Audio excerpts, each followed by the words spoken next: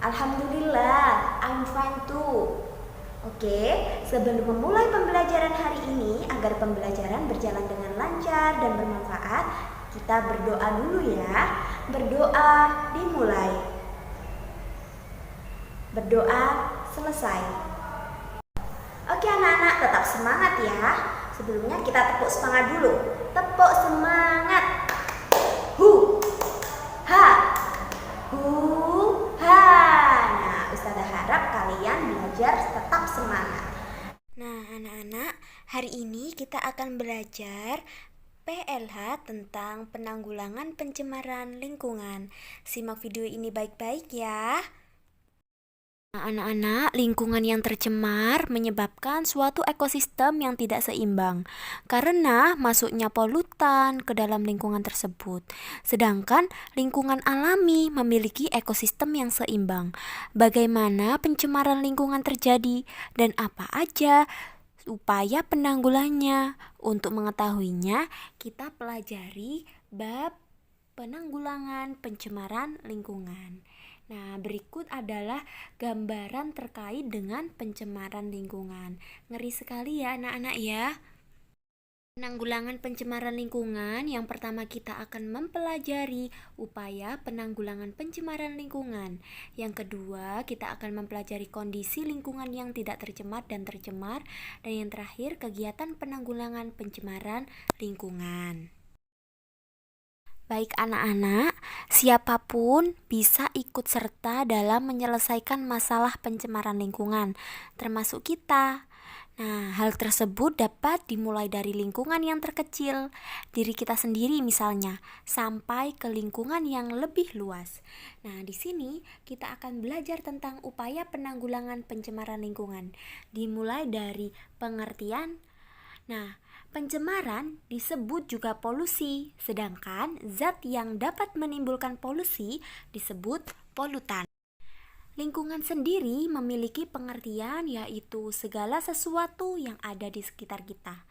Jadi, pengertian dari pencemaran lingkungan adalah peristiwa masuknya zat, energi, unsur, atau komponen lain yang merugikan ke dalam lingkungan akibat aktivitas manusia yang tidak bertanggung jawab atau pada gangguan alami.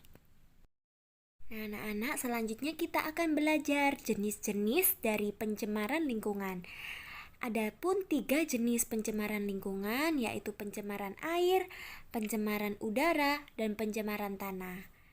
Pertama, kita akan belajar pencemaran air.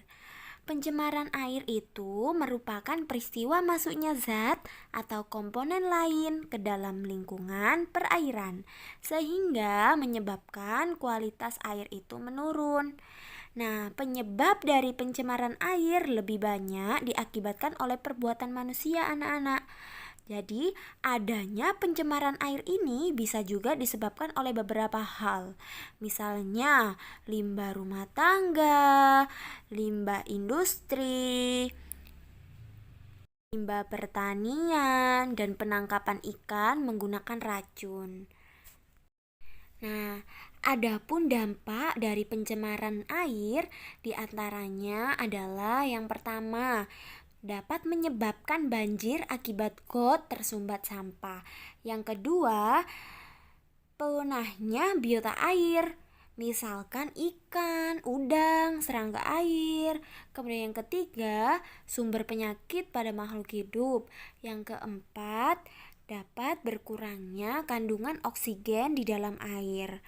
Dan yang terakhir adalah kelangkaan air karena air sudah mengalami pencemaran. Selanjutnya yang kedua adalah pencemaran udara. Pencemaran udara itu merupakan peristiwa masuknya unsur-unsur berbahaya dalam atmosfer yang dapat mengakibatkan terjadinya kerusakan lingkungan. Bisa juga gangguan pada kesehatan manusia dan dapat menurunkan kualitas lingkungan.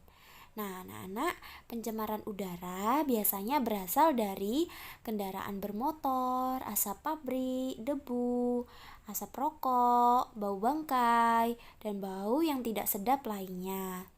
Nah, adapun dampak yang ditimbulkan oleh pencemaran udara diantaranya adalah yang pertama, terganggunya kesehatan manusia.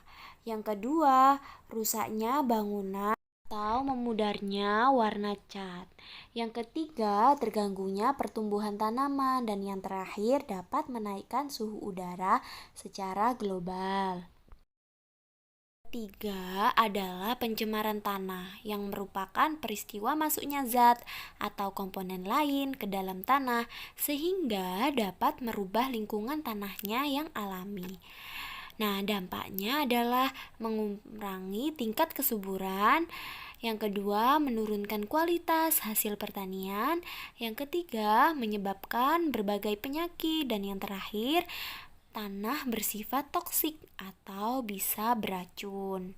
Baik, selanjutnya kita akan belajar kondisi lingkungan yang tercemar dan tidak tercemar. Nah, di sini ada ciri-ciri lingkungan yang tidak tercemar. Nah, perhatikan gambar berikut ini ya. Udara terasa segar, sejuk, dan bersih. Tidak ada sampah yang berserakan.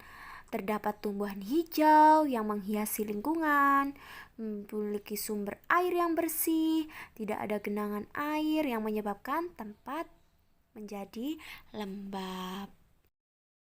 Nah, anak-anak berbeda dengan gambar yang pada video ini. Nah, di sini merupakan ciri lingkungan yang tercemar. Nah, perhatikan baik-baik ya gambarnya. Udara terasa pengap, bau tidak sedap, banyak sampah berserakan, lingkungan menjadi gersang, memiliki sumber air yang kotor, dan tidak ada saluran air. Nah, anak-anak, selanjutnya kegiatan penanggulangan pencemaran lingkungan. Yang pertama, membuang sampah pada tempatnya. Yang kedua, tidak boleh membakar sampah atau tidak boleh menebang pohon secara sembarangan. Yang ketiga, melakukan reboisasi atau penanaman kembali. Yang keempat, biasakanlah untuk tidak sering mengendarai kendaraan bermotor agar tidak terjadi pencemaran udara. Anak-anak, sekian pembelajaran hari ini. Semoga pembelajaran hari ini bermanfaat. Oke, sebelum Ustazah akhiri, Ustazah ingin berpesan, don't forget study hard, don't forget pray on time, don't forget reading of Holy Quran, don't forget obey your parent and be careful. See you. Wassalamualaikum warahmatullahi wabarakatuh.